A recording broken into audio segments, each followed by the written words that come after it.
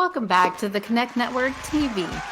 Today, we are talking about breakups and transformations.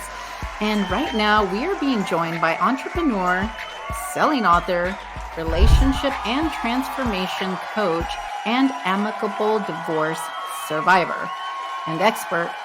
Please help me welcome author of RelationSh, Brooke Box.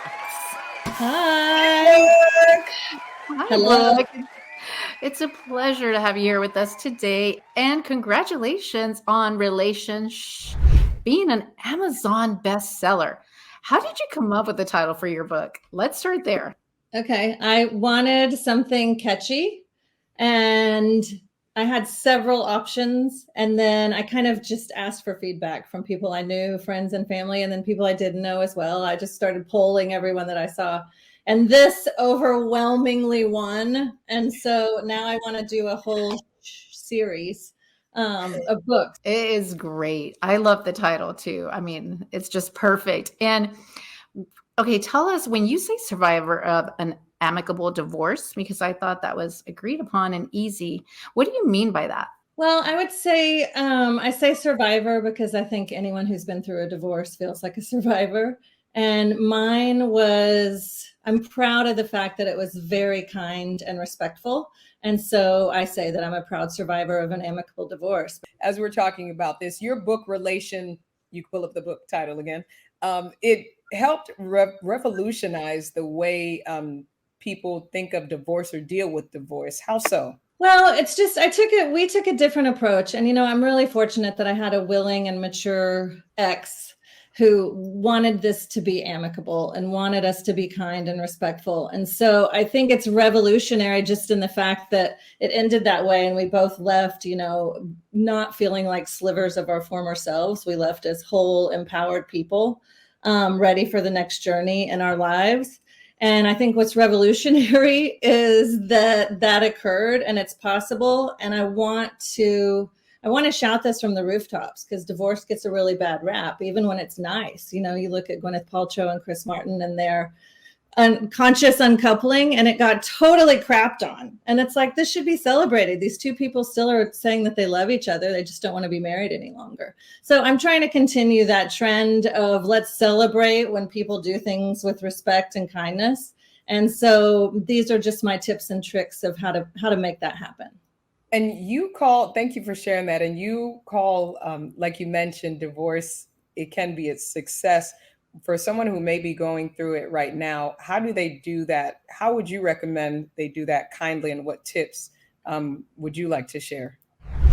Well, the book is really full of tips. And so I would say, one, I had a really great therapist. And so someone really held my hand through those years and through that process.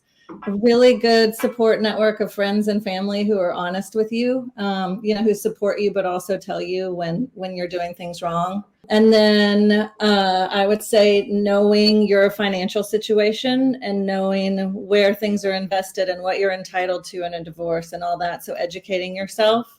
I can go on and on. Like I said, therapy was great for me, a really good supportive group of friends and family. And then, like I said, making sure you're educated on the process. Those are all really great tips, Brooke. What made you dedicate your time to coaching on this topic and helping empower others? I'd love to hear about that. Well, this is a big pivot for me. So I'm a career salesperson and I wrote the book based on feedback I received on our divorce. And everyone kept saying, we would show up at football games together and where our kids were and, still have dinner with our children together. And there was no nastiness. And so people kept saying, you should write a book. You should write a book. Then I wrote the book and people said it's so helpful. And so then I thought, I'm just going to pivot my career and really do what I can to empower others. So I'm hoping this book catapults me into a whole new path that really allows me to give people wings like I was given. So that's the goal. Brooke, what are some tools you want to share right now to those who are going through a divorce and really beginning the conversation? I would say one step at a time, and it's hard, and it's really hard to get the courage to make a drastic change like this. Know your finances and what you're entitled to. So I would say that just start envisioning your life. And I also did a vision board, and I did tons of journaling, and so I just got really clear about what I wanted. And then slowly all of that starts to unfold, and you get so excited about the possibility of this new life that you have the courage to move forward. Thank you for sharing. And I know this is kind of sideways, but I'm feeling like if there's someone, I don't know if you can chime in on this, Brooke, even with your book and how you're helping others. For someone who may be listening and that thought of divorce may have come in, but they may not really want to do it. What would you say to that person who kind of really doesn't want to do it? Just they don't want to. What would you share with them from your perspective? I mean, I would say just like I said, I take it one day at a time. And there were lots of days where I didn't want to, and there were lots of days where I did. And so I think over time, it's just how you start to feel. I would have great weekends with my family and love it and say, okay, I can stick this out. And then there would be times where I'm like, oh my gosh, I can't breathe the same air as this person for another minute. So it's just when that starts to shift and you're just like, I can't. And then I began to, what I outline in the book, I got physically ill. And so it was like my body started telling me, this is not who you are. This is not where you want to be. You are not being true to your essence and your soul. And so I had to make the change. And so it does not happen overnight. I don't know for anyone where it's happened overnight. It takes time, and it takes a lot of deliberation, a lot of thought, a lot of effort, a lot of deep soul searching. And that's all okay. So I'd really just say one day at a time, and for me, it can be prayer, meditation, journaling, gratitude, all those things that help you get closer to who you are and to your essence. And then you start to realize where you're supposed to be. And sometimes it's not in the marriage, and sometimes it is. Thank you for sharing. Yeah, thank you for sharing. And I think that's a really great way to start or go about it. And like you said, take your time. I can relate to that. And I find that to be very true. So, Brooke, who should read your book? Is it only for people going through a divorce, or who else would you recommend this book to?